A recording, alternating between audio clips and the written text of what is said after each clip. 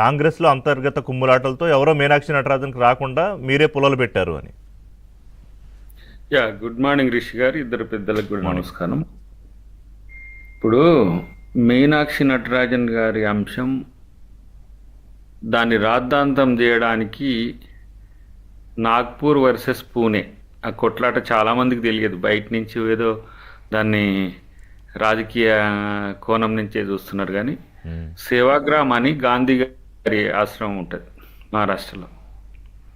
ఇటువైపు నాగ్పూర్లో ఏముంది, RSS head quarter ఉంది. అవును.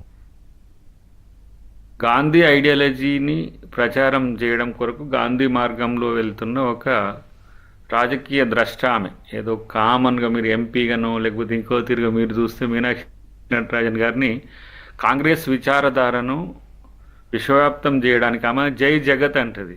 మనోళ్ళు గతంలో జై జగన్ అని రాసిండ్రు, దాన్ని జై జగన్ అని ఎట్లా. సో ఆమె సిద్ధాంతపరమైన వ్యక్తి కాబట్టి ఆమె హౌస్లోకి వస్తే వచ్చే సమస్యలు ఏంటి అనేది బీజేపీకి తెలుసు. కాబట్టే అనవసరమైన అంశాన్ని అంశంగా తీసుకొచ్చి రాద్ధాంతం చేసి తన నామినేషన్ తిరస్కరణం అనేది ఇదే రాజ్యాంగ మార్పు. ఇంతకుముందు ప్రకాష్ ఒక గాంధేయవాది సభలోకి వస్తే చట్టసభలోకి ఏంటి ఏమవుతుంది బీజేపీకి? అంతే, గాడ్సేవాదులు ఉన్నారు కదా, అది సమస్య.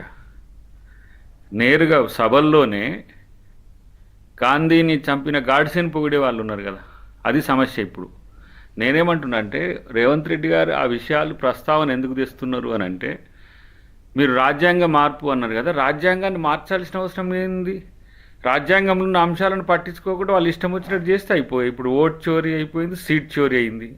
సీట్ చోరీ అయిపోతే మొత్తం దేశమే చోరీ అవుతుంది రేపు. దాన్ని ఇంకా మీరు రాజ్యాంగం ఉండేందుకు ఆడ అదొక ఉత్సవ విగ్రహం లెక్క రాజ్యాంగాన్ని అక్కడ పెట్టి ఆడుతున్న ఆట అది. నేనేమంటున్నంటే మీరు వారితో వీరితో పోడుస్తారంటే నెహ్రూతో మోదీకి పోలికనా? వచ్చే స్వాతంత్రం తర్వాత వచ్చిన ప్రధానమంత్రుల్లో మోదీ గారు ఉండొచ్చుగాక, ఏది ఎక్కువ కాలం. మళ్ళీ ఇప్పుడు చూస్తున్నా నేను డెమోక్రటిక్గా ఎలక్ట్ చేయబడ్డ, మళ్ళీ అంటే కన్సిక్యూటివ్గా ఉన్నారు కదా. కాన్సిక్యూటివ్గా అది డెమోక్రటిక్గా ఎన్నుకోబడ్డా అని నవ్వు వస్తుంది అట్లా డెమోక్రటిక్గా అని చెప్పుకోవడానికి, డెమోక్రసీని కూడా ప్రస్తావించడానికి. రెండవది, నెహ్రూ చరిత్ర ఏంది? 10 సంవత్సరాల పాటు జైల్లో ఉన్నాడు. దేశం కొరకు మోదీ ఏం చేసిండో ఒక్కసారి ఆలోచించుకోండి. ఆ పదాలు నేను కొన్ని వాడలేను, దీంట్లో మనకు సోషల్ మీడియాలో వచ్చాయి. కానీ కొంత పోల్చుకోవడానికి మళ్ళీ మోదీని పెద్దగా వేసి నెహ్రూని చిన్నగా వేసి మోదీని ఆయన చూస్తున్నట్టు బీజేపీ ప్రచారం చేస్తుంది. కాబట్టి ఇలా ఈ వెనకటికో శాస్త్రం ఉన్నట్టు. కానీ ఈరోజు కాంగ్రెస్ పార్టీ శ్రింక్ చేయడానికో కాంగ్రెస్ పార్టీని తగ్గించడానికో మోదీ కానీ, మోదీ పరివారం కానీ, ఆర్ఎస్ఎస్ కానీ, ఆర్ఎస్ఎస్ పరివారం కానీ, బీజేపీ కానీ, బీజేపీ పరివారం కానీ ఒక ప్రయత్నం చేస్తారు. అది వాళ్ళకి అధికారం ఉన్నది కాబట్టి. కానీ చరిత్రను కూడా మార్చే ప్రయత్నం చేస్తే ఎట్లా? ఈరోజు జరుగుతున్న పరిణామాల్లో రేవంత్ రెడ్డి గారిని కూడా బీజేపీ అనుకూలమైన ముఖ్యమంత్రిగా ట్రోల్ చేస్తారు. నేను అదే చాలా స్పష్టంగా చెప్పిన. రేవంత్ రెడ్డి గారి కోరిక ఏంటి? రాహుల్ గాంధీని ప్రధానమంత్రిని చేయడం. మరి రాహుల్ గాంధీని ప్రధానమంత్రి చేయడానికి మోదీ ఇష్టపడతాడా? మీరు ఇంతకుముందు అన్నారు, తన అంటే సంజ్ఞలతోనో తన చర్యలతోనో కూడా చెప్పగలిగిందని. ఎస్, డెఫినెట్గా ప్రధానమంత్రిగా మోదీ గారిని గౌరవిస్తాడు ముఖ్యమంత్రి గారు.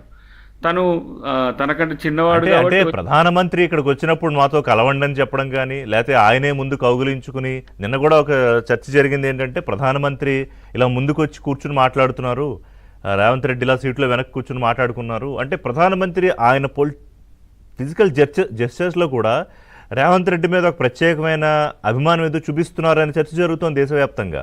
ఆయన మామూలుగా ప్రధానమంత్రి గారు ఎవరినైనా కూడా ఇట్లా భుజం మీద తట్టడం, దగ్గర తీసుకోవడం అనేది ఆయన చేస్తాడు. మనం చేయలేము కదా, చిన్నోళ్ళం. ఆ పరిస్థితిలో వారి మీద ఉన్న అభిమానంతో చేయొచ్చు కాక.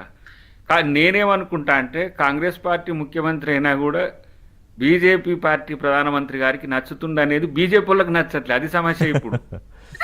ఇప్పుడు బీజేపీ నాయకులు తెలంగాణ వాళ్ళు మాట్లాడినా అంటే అందరితో మంచిగా ఉండడం అనేది అది ఏం సమస్య ఏమున్నది అంటున్నాను నేను. అంటే సమస్య మంచిగా ఉంటే కదా, దాని వెనకాల రాజకీయం ఏముందనే కదా. ఇప్పుడు రాజకీయం చేస్తున్నది భాజపా మిత్రులు లేకపోతే ఇతర మిత్రులు. కానీ నేనేమంటున్నా, ఇప్పుడు నీతి ఆయోగ్ మీటింగ్ ఉన్నది, దట్స్ అ టీమ్ ఇండియా.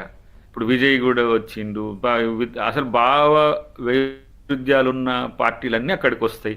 వచ్చినప్పుడు ప్రధానమంత్రి గారి హోదాలో చూస్తారు తప్పితే వారు బీజేపీ నాయకుడికి ఎందుకు చూస్తారు? Right. ప్రత్యేకించి ఈ రేవంత్ రెడ్డి గారి విషయంలో జరుగుతున్న ప్రచారం ఏంటంటే ఉద్దేశపూర్వకంగా తను కాంగ్రెస్ పార్టీతో కాకుండా బీజేపీతో లేకపోతే ప్రధానమంత్రితో ఎక్కువ ఇష్టంగా ఉండడని చెప్పి ఒక ప్రయత్నం జరుగుతున్నది. ఎందుకంటే అది బీజేపీలోనే కొంతమంది చేస్తున్నారా, కాంగ్రెస్ పార్టీలో కూడా కొంతమంది చేస్తుండొచ్చా? ఎవరైనా చేయొచ్చు కాక, ఇప్పుడు ప్రధానమంత్రి గారితో పంచాయతీ పెట్టుకోవడం అనేది కేసీఆర్ గారి లాగా చేస్తే మంచిదా? No. గతంలో ఎందుకంటే 2018 రాష్ట్రానికి అనవసరమైన ఇబ్బంది కదా. గతంలో 2018 కంటే ముందు చంద్రబాబు నాయుడు గారు కూడా ఢిల్లీ జంతర్ మంతర్ నుంచి అవును. రాష్ట్రాలన్నీ తిరిగిండ్రు. తర్వాత మళ్ళీ చంద్రబాబు నాయుడు గారు ఎట్లా మళ్ళీ మోదీ గారితో కలిసి, అంటే రాజకీయ వైరుధ్యాలను రాజకీయ సిద్ధాంతాలను మనం ప్రచారం చేసుకున్నా ఓకే. ఇండియా వన్ అనే కాన్సెప్ట్ కు డెఫినెట్ గా కాంగ్రెస్ పార్టీ ఎప్పుడు విభేదించదు. మా రాహుల్ గాంధీ గారికి లేనిది, మా మల్లికార్జున ఖర్గే గారికి లేని తలకాయ నొప్పి. కానీ కానీ కానీ నియంత దేశం నియంత పాలనతో పోల్చడం కరెక్టేనా దయాకర్ గారు? కిమ్ జోంగ్ ఆదర్శంగా తీసుకుని బీజేపీ పనిచేస్తున్నారంటే మోడీ పనిచేస్తున్నారని చెప్పడమే కదా. ఒక సేయింగ్ ఉన్నది, ఏమని, అది ఇంగ్లీష్లో ఉన్నది కానీ తెలుగులో మనం మాట్లాడుకుంటే, నియంతకు కనపడవు వినపడవు. ఉమ్. ఇప్పుడు మీనాక్షి నటరాజన్ గారి ఇష్యూల్ని రివ్యూకి పెట్టుకుంటే నష్టమైంది మధ్యప్రదేశ్ ఒక్కటి. అవును. ఏం ఉరుమురుగు మంగళం మీద పడ్డట్టు కనీసం ఎందుకు? వాళ్ళకి- కోర్టు ఏం చెప్తుందో చూసే వరకు ఆగొచ్చు. అనే ఇప్పుడు ఇదే మన వెస్ట్ బెంగాల్లో ఉన్నది 26 లక్షల ఓట్లను తర్వాత ఎన్నికల తర్వాత చర్చిద్దామంటే వాళ్ళు చచ్చిండ్రా 26 లక్షల మంది? వాళ్ళ ఓటు ఎందుకు వేసుకునే హక్కు లేదు వాళ్ళకు. ఇది రాజ్యాంగపరమైన చర్చ. అది రాజ్యాంగం ఉన్నా లేకున్నా రాజ్యాంగాన్ని పడదోను పట్టిస్తున్న స్థితిని నేను చెప్తున్నా. అట్ట నేను వందల ఉదంతాలు Okay. చెప్పగలం బీజేపీ చేస్తుంది. కానీ వేరాస్ శ్రీనివాస్ గారు, ఇప్పుడు రాజ్యాంగ న్యాయము లేకపోతే చట్ట న్యాయం ఇట్లుంటుంది, కానీ సహజ న్యాయం ఒకటి ఉంటుంది, ప్రజలు గమనిస్తుంటారు. అదే Of course. నాయకులను నిన్న ఓడగొట్టేది. అది ముఖ్యమంత్రి అన్నది కూడా అదే. శ్రీనివాస్ గారు, ప్రజలందరూ గమనిస్తున్నారు బీజేపీ ఏ విధమైన రాజకీయాలు చేస్తుందో దేశంలోని. సో ఏంటిదా ఈ కామెంట్లని జనసేన పార్టీగా ఎట్లా చూస్తున్నారు?